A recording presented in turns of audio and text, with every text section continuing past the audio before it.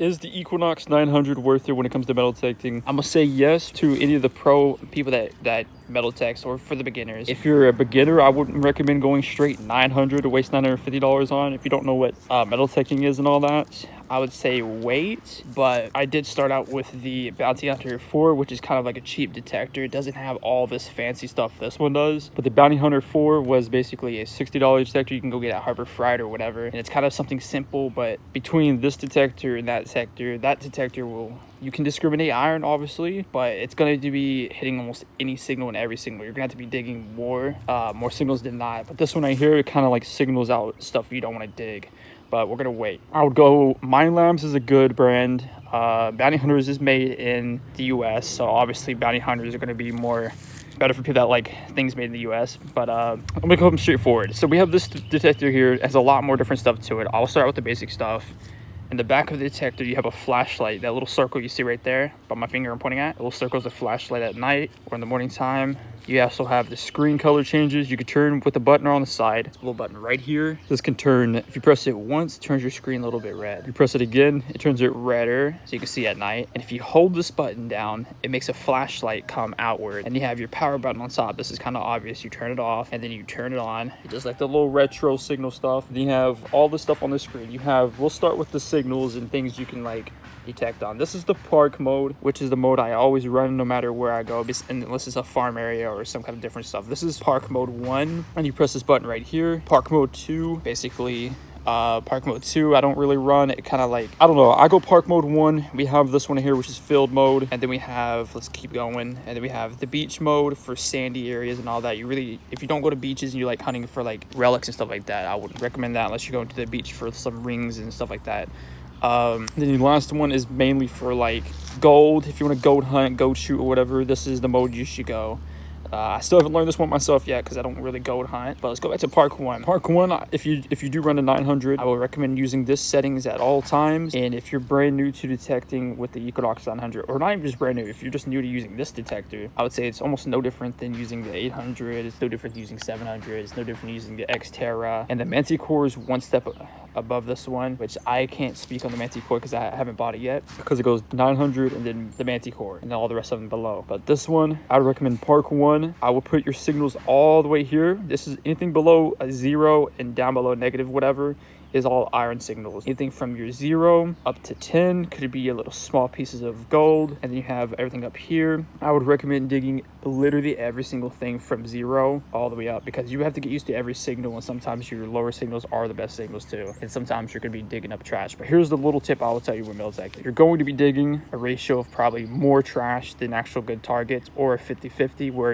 you're going to have a bunch of trash in one day and then a couple decent finds or coins or whatever, depending on where you go, like parks or whatever. But if the place isn't too trashy and you're thinking it's like an old historic place, I would recommend pressing this button, which is the iron button, which means you can dig iron too. And there's one thing I've learned with Equinox 900s: if you dig all the iron, if you're getting no signals, you're sweeping all day, you're going, and you're basically getting like no signals at all, I would highly recommend turning the iron mode on, because a lot of your good signals are buried underneath iron and you're going to be digging a lot more iron. If this is a place you're going to come back once in a while, I would say dig up all the iron first, because that is what's blocking your good signals. Dig up all the iron and then come back around again with any coil you want. I'd recommend this one because I'll tell you why in a minute. Go back after iron's gone, you go back, you signal out. There you go. Say this is like a silver signal, coin signal. You go here, say the signals, I'll say the signal is this little dandelion right here. That's my signal. The little dandelion's my signal. And there's one tip: if you got your signal here, you got the iron on the ground, here's the signal that was hiding underneath the iron. You're wanting to see exactly where it's at. You can use the pinpointer mode, which usually I don't use. If you can't,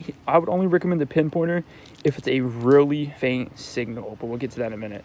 You come here, you go to the dandelion, that's my signal. You're wanting to see when and where it cuts off. What I'll do is I'll hit the signal, boop, boop, bop, beep, beep, boop, beep, beep, go underneath it until you cannot hear the signal anymore. So if you go up a little more, your signal is going to be right on the edge. So you go down, and now you know where my coil is right now. I'm past the signal, so you're going to shovel right where the dandelion is. Boom, boom, boom, pow, you dig up your signal. It's something good or bad, depending on, again, trashy or not trashy. Okay, let's get to the pinpointer thing, which I was just talking about. This signal isn't really loud, but you know there's a signal there. I wouldn't skip over it, because sometimes you kind of hear it right here. You kind of hear it, but you're doing like these angles. You're trying to get all this see if you can hear more signals. You could skip this. It could just be nothing. It could just be in your head. I would low-key still focus on it because sometimes your coil can't pick up farther down there, or sometimes it could just be something wrong with whatever it is, maybe a coin ring or whatever. This is when and where this pinpointer mode comes in handy. A lot of times people would say just skip targets that's not like loud. Come back, pinpoint it.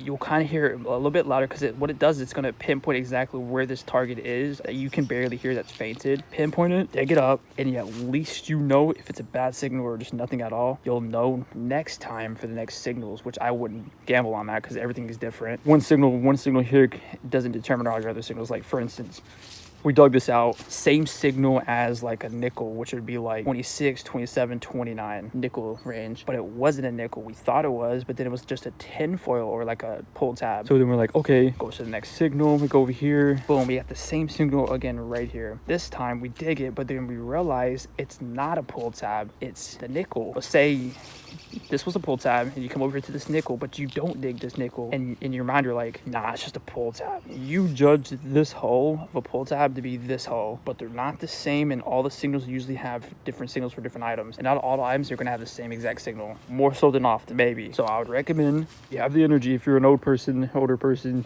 it's up to you by the end of the day. If you're only searching for coins, then just keep going. You're gonna miss a lot more targets than the young bucks. I'm joking. Everyone can dig in, yo. Dig every single thing until you can prove yourself. That is a terrible signal, but like I said, everything's different. Switching over to the coil now. We're using the 6-inch coil, which this I call the sniper coil because it snipes out everything. This coil right here is good for a lot of locations besides bigger locations. I will only use this one for trash areas, not even just trash areas, any areas, trash or not. I feel like I need to use this because, you know, I can't get any targets because there's targets everywhere. This coil right here is like a sniper rifle to me. It's smaller, size of my hand almost. Here's my foot. What this one does is, say you got iron in the ground right there, you have a coin here, ring here, iron again, a bunch of iron just around it.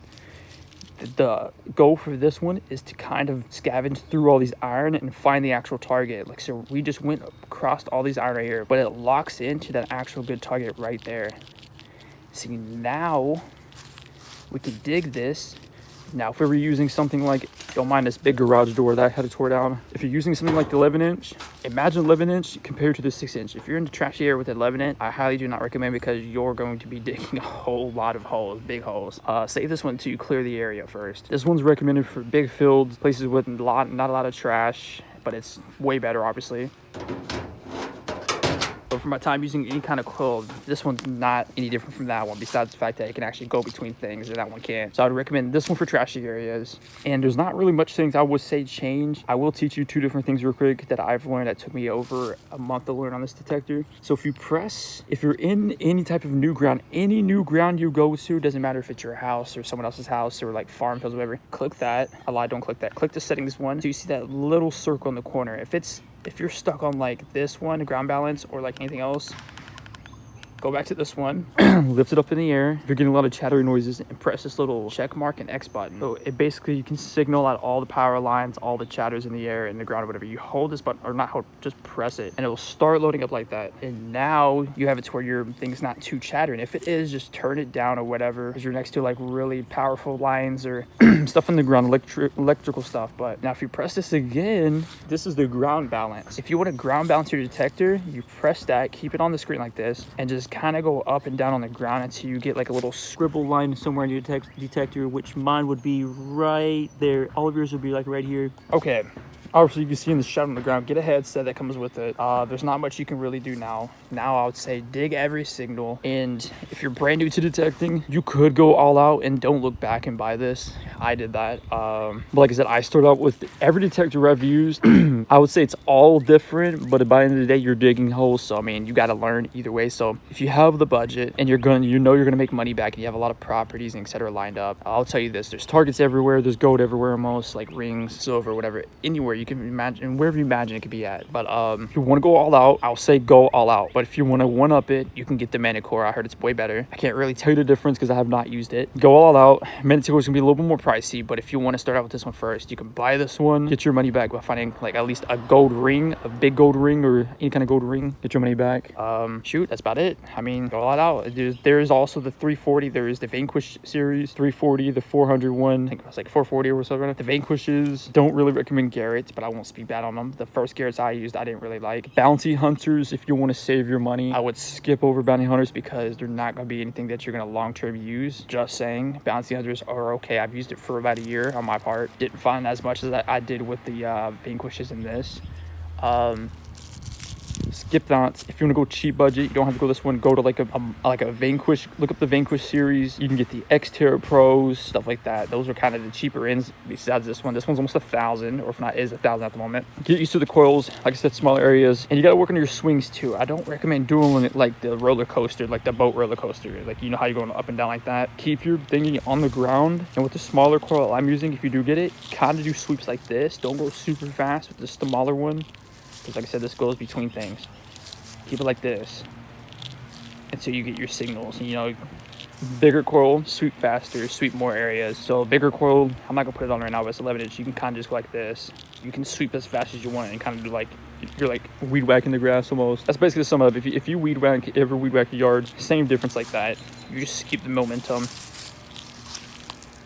And you can go like that. But anyways, Minelab pinpointer, I would go for any $100 pinpointer. Pinpointers are pinpointers. Those will save you more time than using just your detector. Get a pinpointer. It's a little carrot stick. There's different carrot sticks out there. There's the yellow one, I forgot, that's like the Pro 95 or whatever it's called. I got that one. Get a pinpointer so you can stick in the ground. Get you a nice shovel. If you travel on a bike, you want to go to locations, get you a foldable military shovel, put it in your backpack. And this one also can fold up. You can take this, you don't have to walk around with a long detector. You can take that part, fold it all the way up here to where it's shorter, and you can carry it around. That comes with it. That's 11 inch. You get the 6 inch comes with it. Headset I'm wearing comes with it. Like this video, definitely drop a sub. If I helped you out just at all, just subscribe, please. We're trying to get 2,000 subs. And this is the Equinox. And I got videos posted with the Equinox. You guys can check out my shorts. I post a lot of shorts. You can check out my long form videos. They go right now trying to get monetized on YouTube.